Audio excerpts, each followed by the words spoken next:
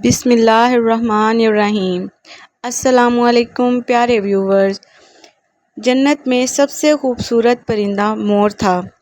مور کی خوبصورتی پہ سبھی پرندے فدا تھے، لیکن ان سب خوبیوں کے باوجود مور سے ایسی کون سی خطا ہو گئی تھی جس سے اللہ تبارک تعالیٰ نے مور کو جنت سے نکال دیا تھا۔ اللہ تبارک تعالیٰ نے جب حضرت آدم علیہ السلام اور اماں حوا کو پیدا فرمایا تو اس کے بعد ان کو جنت میں بھیج دیا۔ وہ دونوں جنت میں بہت ہی پرسکون رہتے تھے، بہت ہی لذیذہ میوے پھل کھایا کرتے تھے، لیکن ایک اناج جس کو کھانے سے اللہ تعالیٰ نے حضرت آدم علیہ السلام اور اماں حوا علیہ السلام کو منع فرمایا تھا، وہ تھا گندم کا بیج۔ اللہ تعالیٰ نے ان دونوں کو اس بیج کو کھانے سے منع فرمایا تھا، چونکہ شیطان حضرت آدم علیہ السلام کی وجہ سے ہی جنت سے نکالا جا چکا تھا۔ اسی وجہ سے شیطان کی حضرت آدم علیہ السلام سے دشمنی ہو گئی تھی۔ شیطان یہ چاہتا تھا کہ وہ کسی بھی طرح حضرت آدم علیہ السلام کو جنت سے نکال دے اور ساتھ میں اماں حوا کو بھی جنت سے نکال دے۔ جب شیطان کو یہ خبر ہوئی کہ وہ حضرت آدم علیہ السلام کو تمام کھانے کی اجازت ہے لیکن گندم کھانے کی اجازت نہیں ہے، تو شیطان نے انتقام کی آگ دل میں لیے جنت کے دروازے کے پاس بیٹھ گیا اور وہ 300 سال تک جنت کے دروازے کے باہر بیٹھا رہا کہ جنت کے دروازے سے کوئی باہر آئے اور شیطان اس سے بات کر سکے۔ ایک دن اچانک سے جنت کے دروازے سے ایک پرندہ باہر آیا جو کہ مور تھا۔ اس کو دیکھ کر شیطان بہت خوش ہو گیا۔ شیطان نے پوچھا، اے خوبصورت پرندے، تم کون ہو؟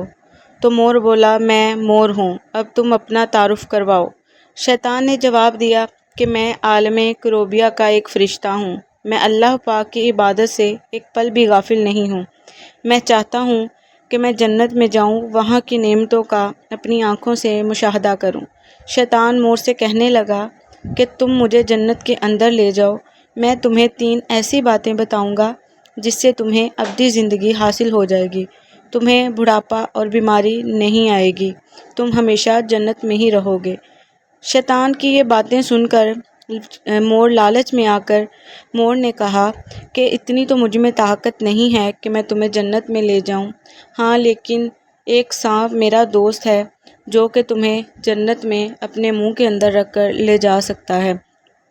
اس نے سانپ کو سارا واقعہ بتایا تو سانپ بھی شیطان کی باتوں میں آ گیا اور اس کو اپنے منہ کے اندر رکھ کے جنت کے اندر لے گیا۔